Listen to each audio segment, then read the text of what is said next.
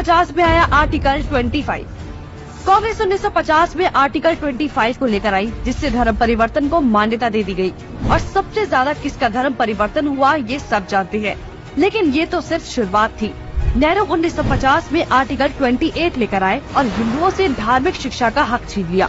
लेकिन आर्टिकल 30 के तहत अल्पसंख्यक अपनी धार्मिक शिक्षा दे सकते हैं। धार्मिक शिक्षा के बाद निशाने पर थी धार्मिक संस्थाएं।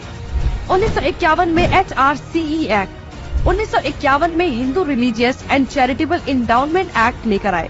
उन्होंने कारण दिया कि बड़े मंदिरों का रखरखाव सही से हो सके, लेकिन इसकी आड़ में कब्जे कर लिए, जिसके तहत भारत में मौजूद बड़े बड़े मंदिरों का प्रबंध सरकार ने अपने हाथों में ले लिया और मनमाने ढंग से इनकी संपत्ति का दुरुपयोग किया। और ये सिर्फ हिंदुओं के मंदिर पर लागू था, बाकी धर्मों या धार्मिक स्थल पर लागू नहीं था। 1956 में हिंदू कोड बिल आया। 1956 में नेहरू सरकार हिंदू कोड बिल लेकर आई, लेकिन अल्पसंख्यकों के लिए इन्होंने पर्सनल लॉ बोर्ड को बिल्कुल हाथ नहीं लगाया। मतलब एक ही है, देश में एक जाति कद संविधान कानून से और दूसरी अपने धर्म के कानून के हिसाब से, और आज भी यूनिफॉर्म सिविल कोड से कतराते हैं। कांग्रेस ने लगाई आरक्षण की आग।